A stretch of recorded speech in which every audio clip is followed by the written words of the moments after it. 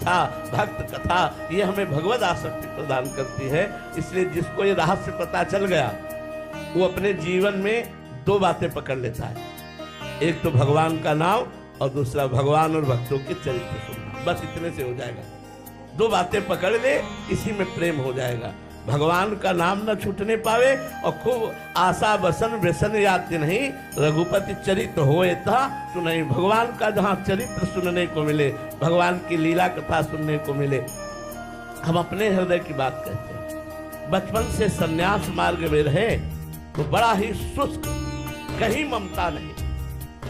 13 वर्ष की अवस्था से घर से निकले तो ममता शून्यता ही तो घर से निकालती है। कहीं ममता नहीं, कहीं आसक्ति नहीं, कहीं प्यार नहीं, ना अपने शरीर से न किसी और के शरीर से। कोई परवाह नहीं, न भोजन की, न सर्दी की, न गर्मी की, कोई चिंता नहीं।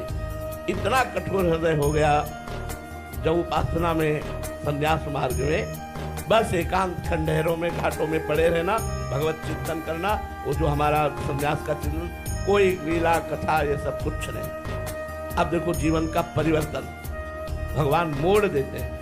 हम ये कहते हैं कि विषयी पुरुष को भक्त बनाना सरल है, लेकिन एक अहम ग्रह उपासना से परिपक्व हृदय को दासत्व में लाना सबसे कठिन काम है। अगर हमारा कोई उपासक हो तो हमारी बात समझ सकता है।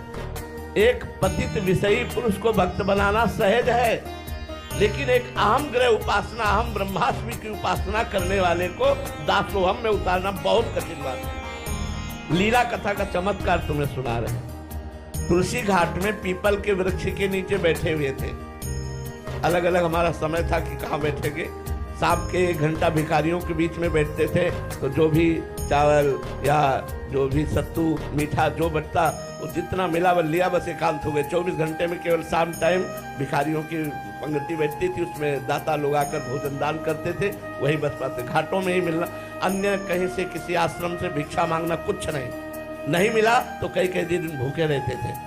तो एक संत आए, उनका बाबा यहाँ भाई जी अंध विश्वविद्यालय है दुर्गा कुंड के पास, तो वहाँ रास लीला हो रही है, चलो देखने चलते हैं।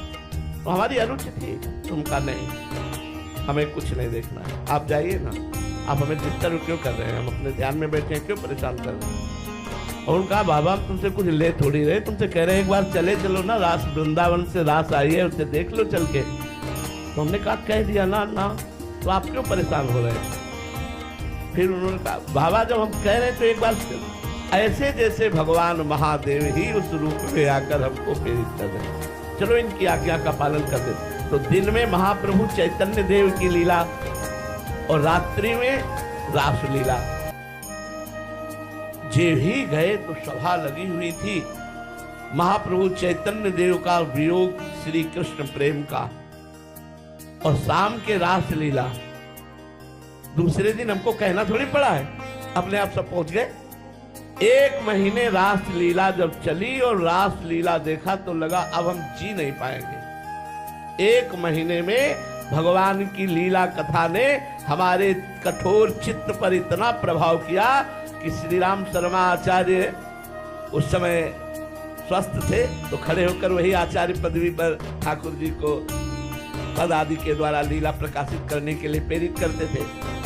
हमने सोचा अब लीला के बिना हम जी नहीं सकते, तो इनके चरण पकड़ लो, कह दें अपनी मंडली के साथ रख लो, तो भीख मांगकर खाएंगे भिक्षा और रात दिन इनकी सेवा में रहेंगे, रास लीला देखने को मिलेगी। ऐसा हमारे दिमाग में आया। उठे और भरी सभा में जाके साष्टांग दंडोत की।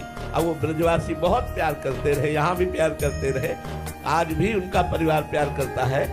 तो उन्होंने कहा अरे मार दियो बाबा, मार दियो बाबा। सन्यासी वेश में थे, बड़ी बड़ी जटाएं और लाल कपड़ा। तो उन्होंने कहा अरे बाबा हम गृहस्थ हैं, तुम विरक्त होकर क्यों प्रणाम करते हो। तो हम रो पड़े। हम कहा महाराज जी हम रास लीला के बिना जी नहीं सकते, अब आप अपने पास रख लीजिए, मैं रोज रास लीला देखा करूंगा और मांग के खाऊंगा, आपसे कुछ नहीं लूंगा। वो मानो सदगुरु के वचन निकल रहे थे उस समय। उन्होंने कहा बाबा मेरी बात मान ले, एक बार तू वृंदावन आ जा, तुझे बिहारी जी कभी नहीं छोड़ेंगे। ये श्री राम शर्मा जी के वचन नहीं थे, ये साक्षात भगवान के वचन थे। अब बस लगन लग गई, वृंदावन जाना था। पैसा रखते नहीं थे, कैसे वृंदावन पहुंचे? पैदल चलना तो रास्ता पता होना चाहिए। तो एक संत मिल गए जुगल किशोर जी, वो भी वृंदावन आ चुके हैं, वृंदावन वास करते। तो उनसे हमने कहा, वो थोड़ा दंडोत प्रणाम और प्रसाद दे दिया करते। हम कहा आप हमको वृंदावन पहुंचा सकते? बोले हाँ बाबा, आपको वृंदावन की व्यवस्था मैं कर दूंगा। उन्होंने वृंदावन की व्यवस्था, पहले चित्रकूट ले गए, चित्रकूट से वृंदावन आए। आज तक बिहारी जी ने नहीं छोड़ा, जैसा श्री राम शर्मा ने कहा था, लीला कथा ने सब